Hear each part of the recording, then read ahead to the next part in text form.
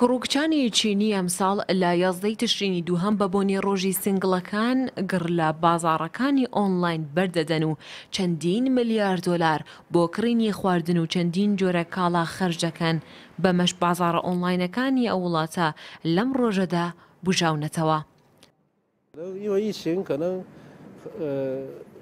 من ئەمساڵ بەهۆی کۆرۆناوە زۆر پارەم خەرج نەکرد. بە بۆنەی ڕۆژی سنگڵەکان هەموو ساڵێک لەم بۆنەدا گەشتم دەکرد. ئەمساڵ ناتوانم بەهۆی کۆرۆنا گەشت بکەم. هەر بۆیە ئەو پارەی کۆم کردوتەوە بۆ گەشتکردن بۆ کڕنی دیاری بۆ خۆمی تەرخان دەکەم. لە سەرەتای ئەم مانگەوە کوڕووکچانی چین دەستیان بە کڕینی دیاری کردووە بە بۆنەی ڕۆژی سنگڵەکان.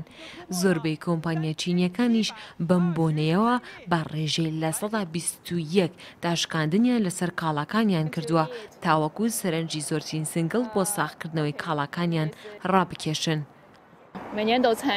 هەموو ساڵێک لە ڕۆژی سنگڵەکان زۆربەی کاڵاکان داشکانیان بۆ دەکرێت.